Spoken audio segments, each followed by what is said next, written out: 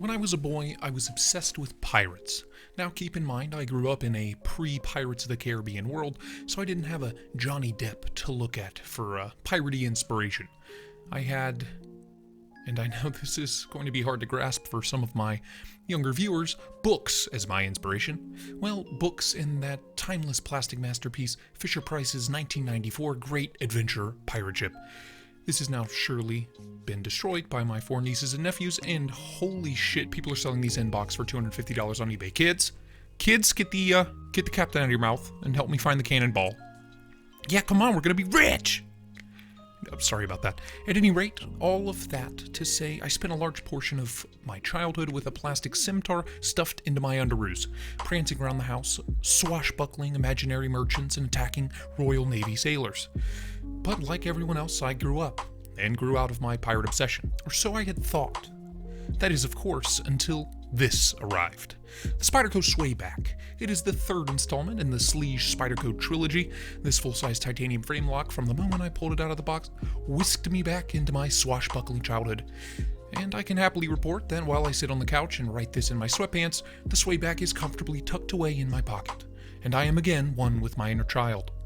The Swayback is an old-school design, and has been around in folder form for many years, and for the most part it has remained unchanged, available with the typical slip joint or lockback, and typically in a smaller form factor. But Marcin took one look and must have thought to himself, this needs to be bigger, so he supersized it. Because this thing is huge. That CTS XHP Warncliffe style blade comes in at a lengthy 3.53 inches, and when it's open, the overall length of the knife is a hair over 8 inches. So if you are in the market for a modernized titanium frame lock version of a smaller and pocketable traditional Swayback, well, you better look elsewhere.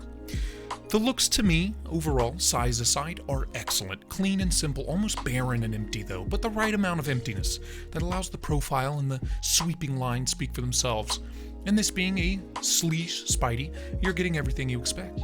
Beautifully stonewashed, and in this case, beautifully contoured titanium scales, minimal hardware, and a satin finish blade with a big hole drilled right through it. But unlike the Spidey Chef and the Sleege Buoy that came before, the Swayback has for some reason taken 2 steps in the wrong direction. The first step back comes in the form of the pocket clip. Why, in the name of all that is holy, are we getting this boring chromed out stock Spyderco clip on a $273 knife? Give me the wire clip, or better yet, a milled titanium pocket clip that is sculpted to match these arousing sweeps and swoops. Luckily, I had an extra titanium deep carry clip laying around, so I swapped the clip out immediately. The second problem, well, that is of course the fact that there is no physically possible way to access the Spidey hole from the lock bar side, which means, yes, a Spyderco that we cannot fucking Spydieflick. Why, God, why? No, God! No, God, please, no! No! No! So if you're at all like me, you will have a bone to pick as far as fidgetability goes, but setting that bias aside, the action here is solid. This Taichung Taiwan-made Spidey is like its older brothers running on phosphor bronze washers, and they are just as glassy smooth as its predecessors. Not anywhere close to being a drop-shut guillotine, but as silky smooth as one could hope for. So yes, you can't Spydieflick it, and it takes quite a lot of wiggles to get it to shut, but it is endlessly controlled and reliable on the open, and buttery smooth on the close. Now then, onto that stunning looking piece of CTS XHP at the business end. You should know by now that I am a Warncliffe whore, unapologetically. And that blade and that steel is what drew me into this knife more than anything else. We have an absolutely stunning hollow grind that comes almost all the way up the height of the blade, allowing this massive slicer to come down to an exceptionally thin cutting edge, which means you quickly forget and forgive the lack of fidgetiness when you start to cut stuff with this thing. As slicey as they come, it really is, and that XHP will hold an edge through months and months of regular EDC use. A top-tier slicey boy, for sure.